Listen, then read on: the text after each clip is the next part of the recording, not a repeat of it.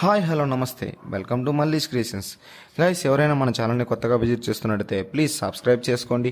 అలాగే మరిన్ని నోటిఫికేషన్స్ కోసం బెల్ ఐకాన్ యాక్టివేట్ చేసుకోండి.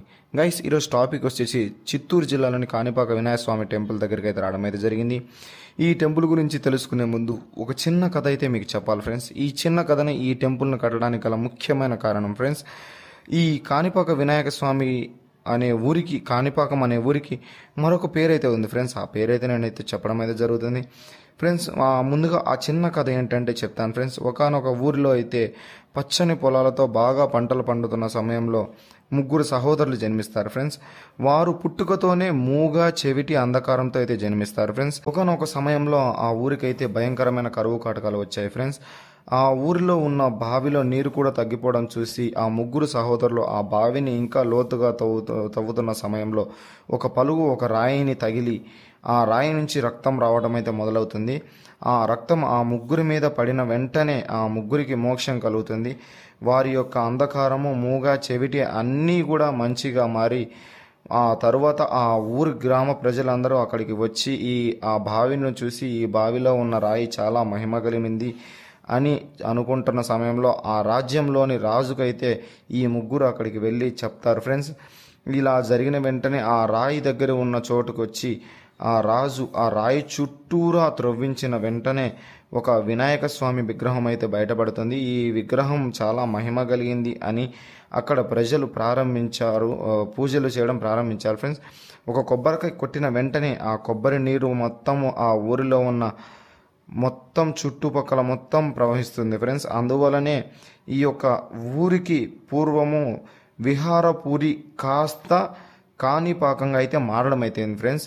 ఇందులో కాణిపాకం అంటే వచ్చేసి, కాణి అంటే తునక భూమి ఫ్రెండ్స్, పాకం అంటే నదీ ప్రవాహం.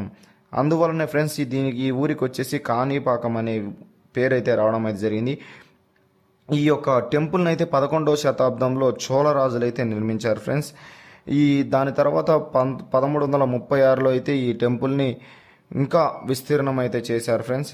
ఈ యొక్క టెంపుల్ యొక్క ముఖ్య విశిష్టత ఏంటంటే ఈ విగ్రహం రోజు రోజుకు పెరుగుతుంది ఫ్రెండ్స్. ఇది నీటిలోనే ఉంటుంది ఫ్రెండ్స్. నీటిలో ఉన్న ఒక తెప్ప పైన అయితే ఈ విగ్రహం అయితే ఉంటుంది ఫ్రెండ్స్.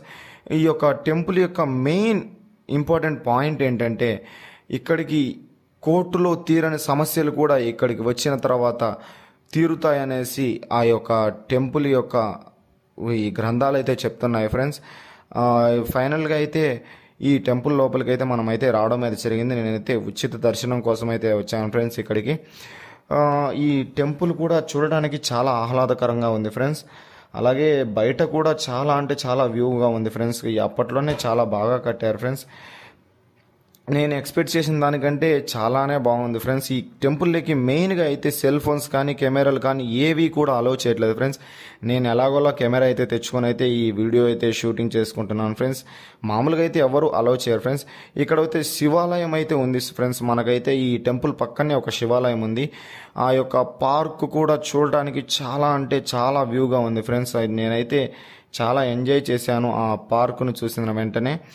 ఈ యొక్క అందులో దాంతోపాటు కూడా ఇక్కడ ఒక కోనేరు కూడా ఉంది ఫ్రెండ్స్. ఆ కోనేరులో కూడా చూడడానికి స్వచ్ఛమైన నీరు ఉంటుంది ఫ్రెండ్స్. ఆ కోనేరులో చాలా అంటే చాలా బాగుంది. సో ఫ్రెండ్స్, ఇదే ఫ్రెండ్స్ ఆ పార్క్ వచ్చేసి ఇక్కడ ఒక నంది ఉంది ఫ్రెండ్స్, పెద్ద నంది. అలాగే శివాలయం ఫ్రెండ్స్. ఇది గుడి పక్కనే ఉంది ఫ్రెండ్స్.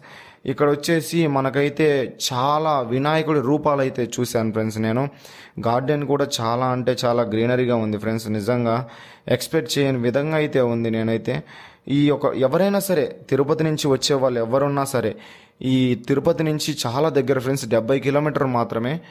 ఇక్కడికి వచ్చి ఈ యొక్క కాణిపాక వినాయక స్వామిని దర్శించుకున్న వాళ్ళకి అంతా మంచి జరుగుతుందని చెప్పేసి అందరూ అనుకుంటున్నారు ఫ్రెండ్స్. ఇక్కడైతే అమ్మవారి విగ్రహాలు కానీ వినాయకుడి విగ్రహాలు కానీ వివిధ రూపాల్లో అయితే ఉన్నాయి ఫ్రెండ్స్. చాలా రూపాలు అయితే నేను చూడడం అయితే జరిగింది. మీకు కూడా చూపిస్తున్నాను చూడండి ఫ్రెండ్స్. ముఖ్యంగా ఏంటంటే ఈ యొక్క సెల్ ఫోన్లు కానీ కెమెరాలు కానీ అలో అయితే చేయరు. ఈ యొక్క గుడిని దర్శించుకోవాలంటే ఉదయం 4 గంటల నుంచి సాయంత్రం 9:30 వరకు అయితే ఈ గుడి ఓపెన్లో అయితే ఉండడం అయితే జరుగుతుంది. ఇక్కడికి సెల్ ఫోన్లు పెట్టుకోవాలన్నా కానీ లాకర్లు ఉన్నాయి ఫ్రెండ్స్. కెమెరాలకు కూడా లాకర్లు ఉన్నాయి ఫ్రెండ్స్. అలాగే ఈ పార్కుకు సంబంధించి అయితే మాత్రం చాలా విగ్రహాలు అయితే ఉన్నాయి ఫ్రెండ్స్. ఇక్కడైతే శివుడి విగ్రహం ఉంది, అలాగే వినాయకుడి విగ్రహాలు, చాలా రూపాలు ఉన్నాయి ఫ్రెండ్స్ వినాయకుడి విగ్రహాలు అయితే. ఇక్కడ ముఖ్యంగా వచ్చేసి ఈ వినాయక చవితి పండుగనైతే ఒక ఉత్సవంగా చాలా బాగా జరుపుకుంటారు ఫ్రెండ్స్. ఈ వినాయక చవితి పండుగను మెయిన్గా 21 రోజులైతే ఇక్కడైతే పూజలు నిర్వహిస్తారు. ఈ పూజ కోసమే ఎక్కడున్న భక్తులంతా చాలామంది ఈ యొక్క దేవుడిని దర్శించుకోవాలని చాలామంది చాలా దగ్గర నుంచి అయితే వస్తారు ఫ్రెండ్స్. ఈ యొక్క మెయిన్ విశిష్టత ఏంటంటే, ఎవరైనా అబద్ధాలు ఆడి మేము దొంగతనం చేయలేదు, మేము అన్యాయం చేయలేదు అన్న వాళ్ళు ఎవరైనా ఉంటే కనుక ఇక్కడికి వచ్చిన తర్వాత ఖచ్చితంగా వాళ్ళే ఒప్పించుకుంటారు ఫ్రెండ్స్. మనమైతే పార్క్ అవుట్ సైడ్ అయితే రావడం అయితే జరిగింది. ఈ పార్క్ అవుట్ సైడ్ టెంపుల్ చూసారా ఎంత పెద్దగా ఉందో, అసలు చాలా అంటే చాలా పెద్దగా ఉంది ఫ్రెండ్స్. ఈ కట్టడం మాత్రం అప్పట్లోనే చోళరాజులు. సో మనమైతే టెంపుల్ ముందున్న కోనేరు దగ్గరికి అయితే వచ్చాము. ఈ కోనేరు మధ్యలో ఒక వినాయకుడు అయితే ఉన్నాడు ఫ్రెండ్స్. ఈ కోనేరు చూడటానికి చాలా స్వచ్ఛమైన నీరు ఫ్రెండ్స్. ఇందులో దిగి స్నానం అయితే చేయనివారు ఫ్రెండ్స్. ఓన్లీ మన పాదాలు శుభ్రం చేసుకొని గుడి దగ్గరికి వెళ్ళి దర్శించుకోవడమే ఫ్రెండ్స్. ఈ నీరు కూడా చాలా అంటే చాలా శుద్ధంగా ఉన్నాయి ఫ్రెండ్స్. నీరు అయితే ఏమాత్రము చూడడానికి చాలా క్లియర్గా అయితే ఉన్నాయి ఫ్రెండ్స్. చూడడానికి టెంపుల్ యొక్క అవుట్లుక్ చూడండి ఫ్రెండ్స్ ఎలా ఉందో, చాలా అంటే చాలా బాగుంది ఫ్రెండ్స్.